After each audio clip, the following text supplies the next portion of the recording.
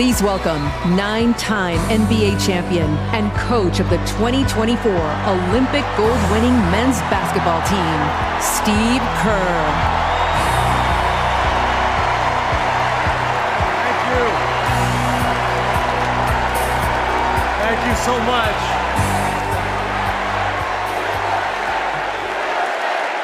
Thank you. It is so fun to be back here in the United Center. And as you guys know, a lot of good stuff has happened in this building, especially in the 90s. You young people, Google Michael Jordan and you can read all about it, okay? So there was an amazing vibe in this building back in those days, and I feel that same winning spirit here tonight.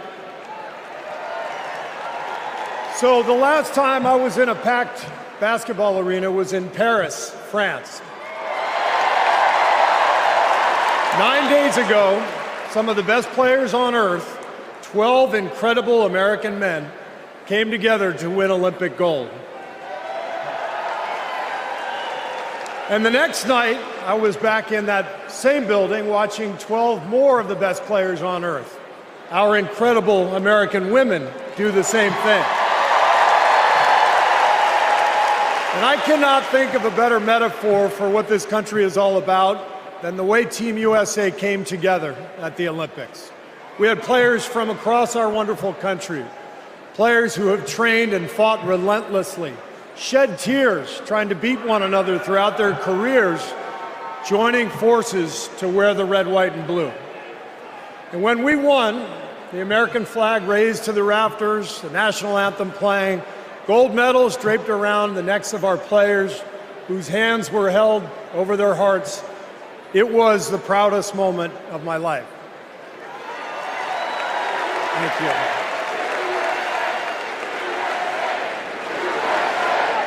Thank you. Now, I could never have imagined that a few days later I would receive an invitation to step into a different kind of arena. And so here I am. I know very well that speaking out about politics these days comes with risks. I can see the shut up and whistle tweets being fired off as we speak. But I also knew as soon as I was asked that it was too important as an American citizen not to speak up in an election of this magnitude. The reason I said yes to speaking here tonight is that as a coach and former player, as a husband, a son, a father, even a grandfather, and as an American, I believe in a certain kind of leadership. I believe that leaders must display dignity.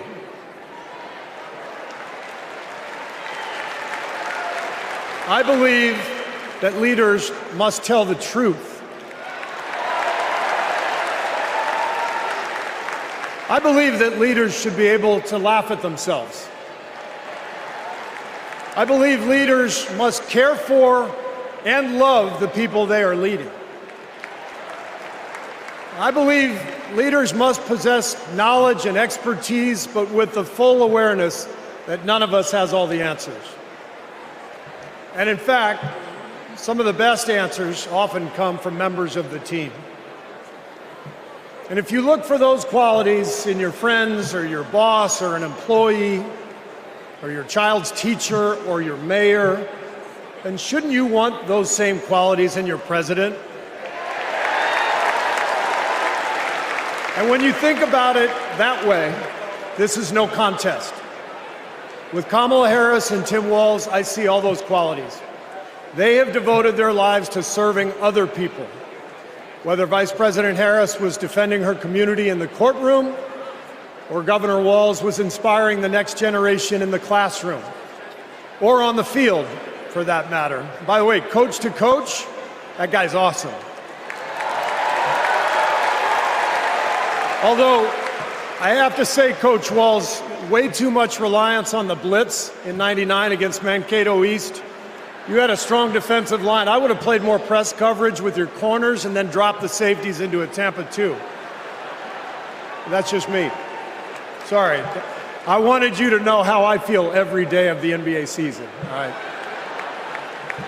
But listen, the joy, the compassion, the commitment to our country that we saw at the Olympics, that is what Kamala Harris and Tim Walz have. And it is what our country needs. Leadership, real leadership. Not the kind that seeks to divide us, but the kind that recognizes and celebrates our common purpose. Think about what our team achieved with 12 Americans in Paris, putting aside rivalries to represent our country. Now imagine what we could do with all 330 million of us playing on the same team. Not as Democrats, not as Republicans, not as libertarians, but as Americans who know the greatness of this nation doesn't come from any one of us, but from each of us doing our part to build a more perfect union. That vision is what this campaign is all about. It's why I'm here tonight. And it's why I'll be getting out every day to help people get out and vote on November 5th and elect Kamala Harris and Tim Walz as the next president and vice president of the United States.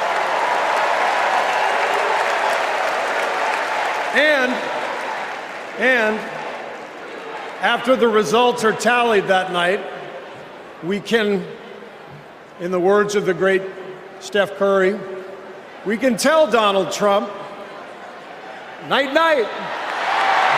Thank you.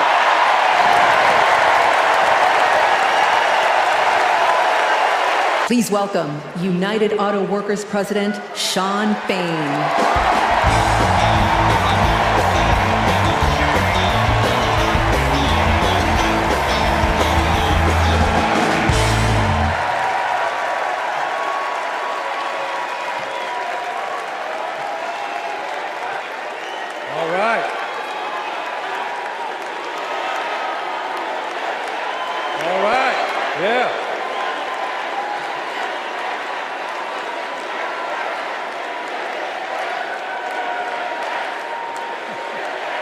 Thank you.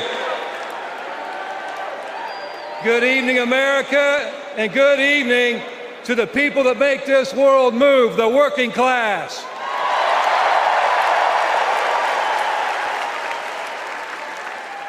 On behalf of 1 million active and retired members of the UAW, I am honored to support Kamala Harris and Tim Walz to be our next president and vice president.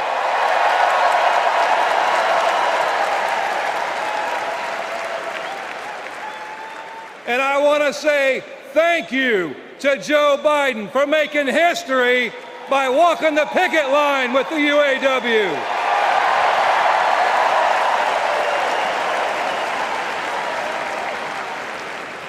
For the UAW and for working class people everywhere, this election comes down to one question. Which side are you on? On one side, we have Kamala Harris and Tim Walz, who have stood shoulder to shoulder with the working class. On the other side, we have Trump and Vance, two lapdogs for the billionaire class who only serve themselves. So for us in the labor movement, it's real simple. Kamala Harris is one of us. She's a fighter for the working class. And Donald Trump is a scab.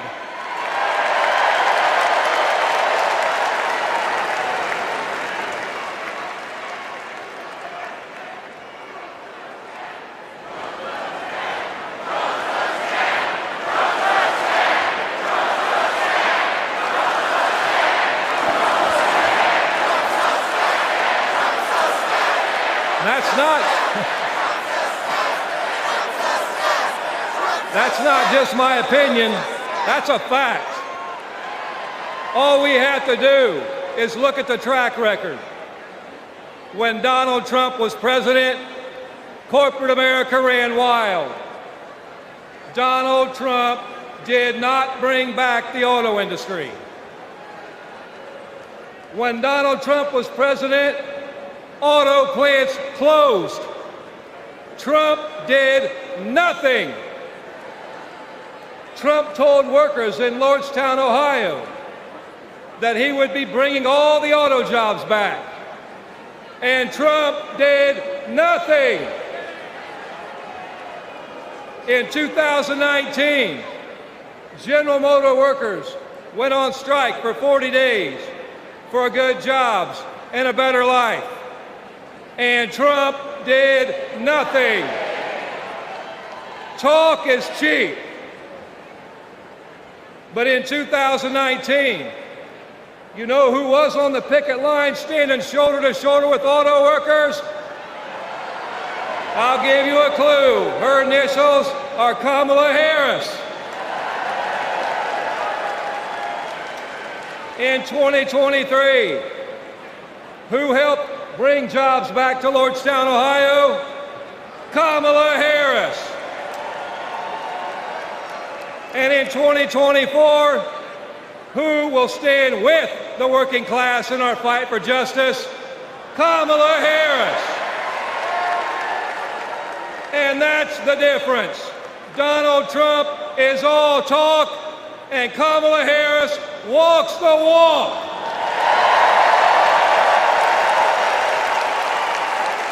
Woo. In the words of the great American poet, Nellie, it's getting hot in here.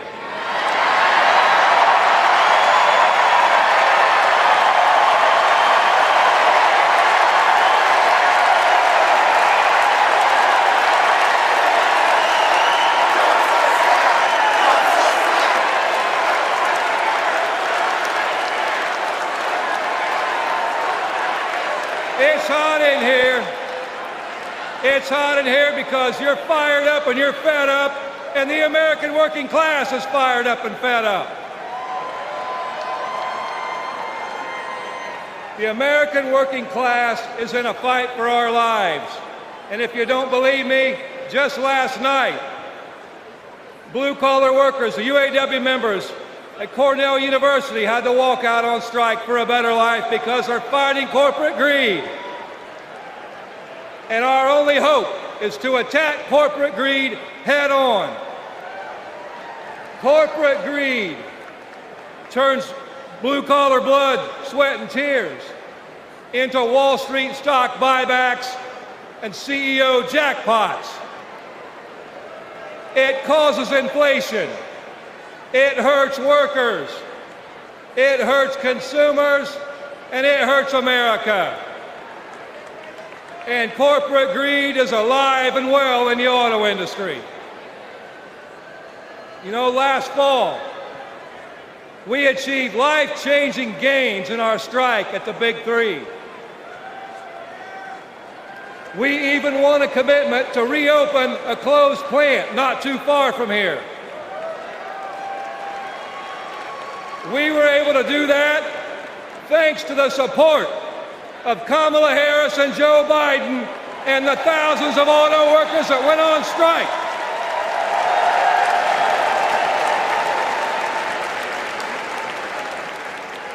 But a year later, one company wants to go back on their commitments in our contract.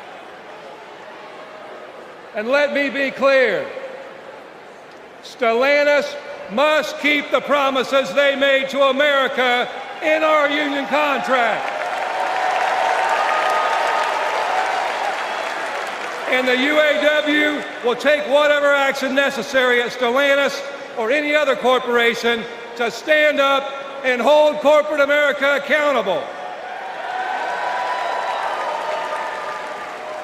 And when the UAW stands up, we know who stands with us and who stands against us.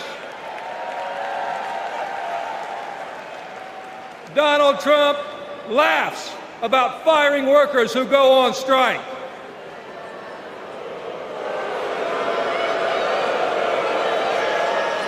And Kamala Harris stands shoulder to shoulder with workers when they're on strike.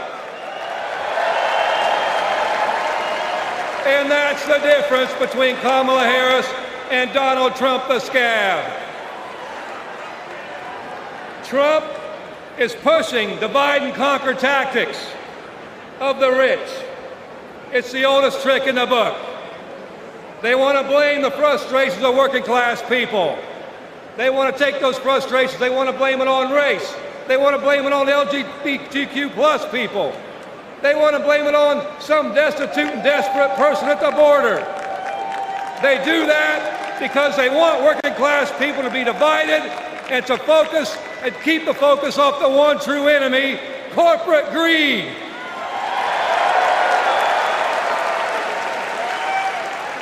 The rich think we're stupid, but working class Americans see this for what it is. This is our generation's defining moment.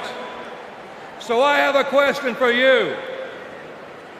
Are you ready to stand up, speak up, and show up and put Kamala Harris and Tim Walz in the White House?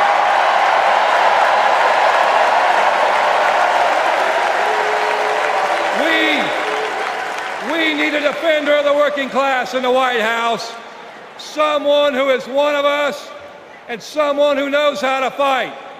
And that fighter is the next President of the United States, Kamala Harris.